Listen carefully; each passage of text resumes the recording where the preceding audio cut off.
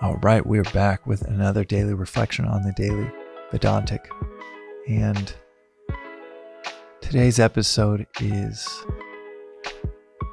a re-emphasis on the central contribution to the practical side of this philosophy.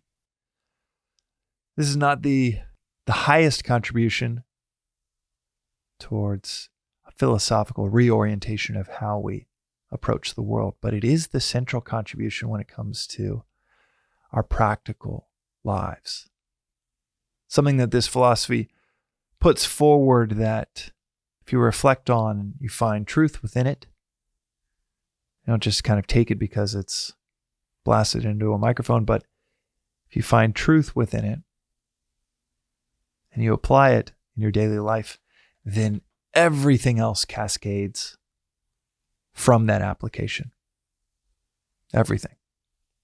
Every bit of the philosophy, every bit of the life that you want, every bit of the reorientation or that personal development that we all aim for, all comes from this central contribution. And it is a simple one, but it is not found in any other philosophy. Modern psychology barely touches on this in the last few years, has scratched the surface on this, but you don't find this explicit outline in any other philosophy. At least I have not in my years of studying various forms of Eastern or Western philosophy. And that is this central contribution. Within us, we have two equipments to navigate the world. If you listen to the first episode, the intro to Vedanta, we cover this there as well.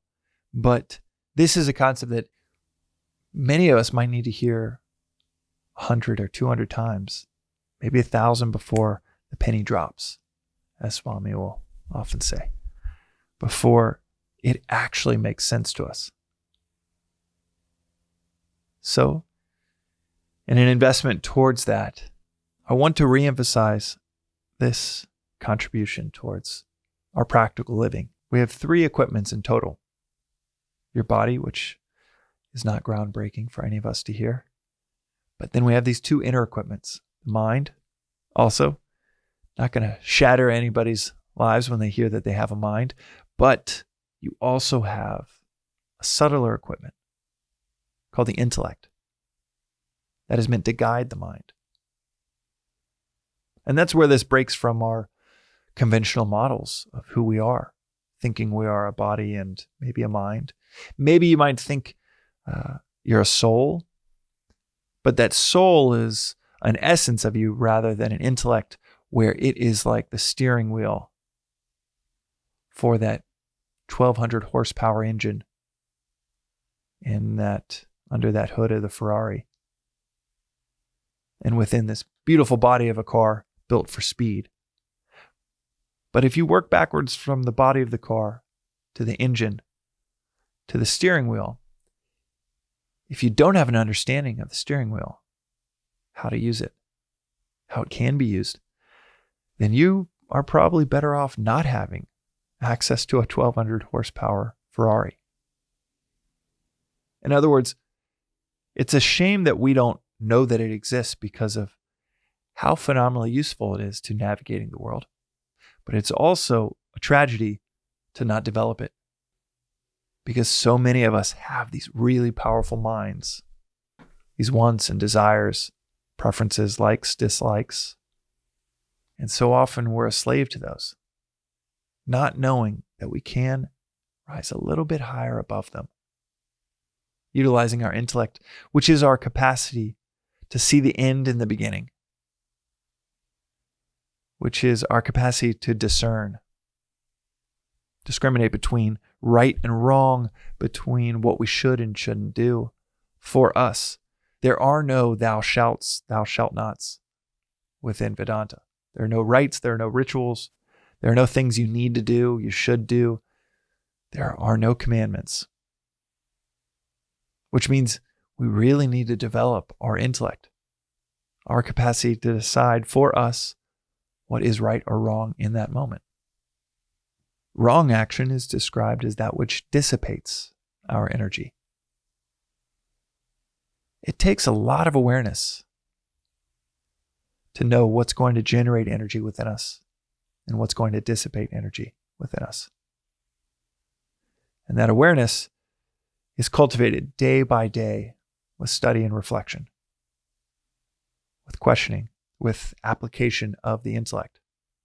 But before we can even apply it or cultivate it, before we can develop it, this central contribution has to take hold within us where we recognize, oh, there is a part of me that can discern a layer above likes and dislikes, what I prefer right now to what I ought to do.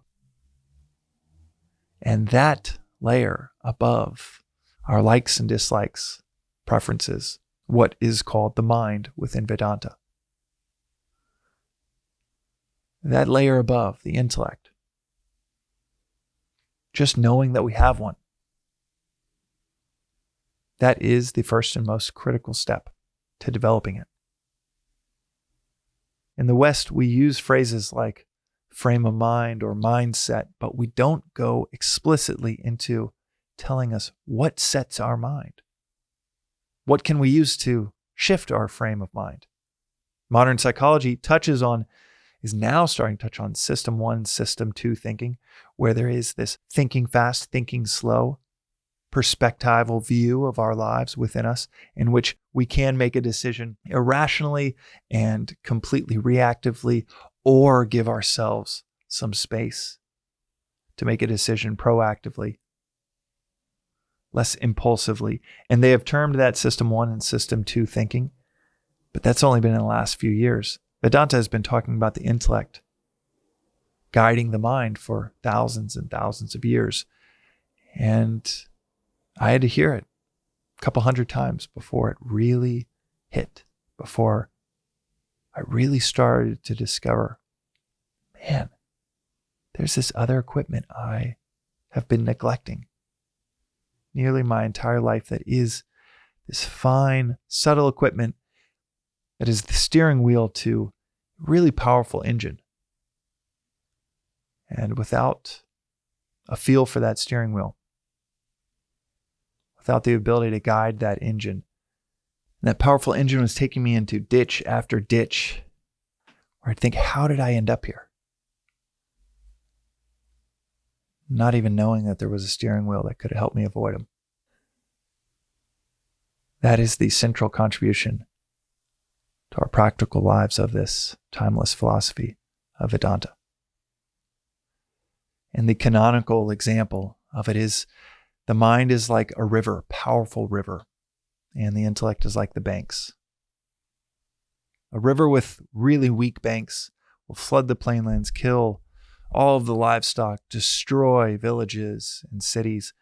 But a river with really, really strong banks that can support multiple civilizations.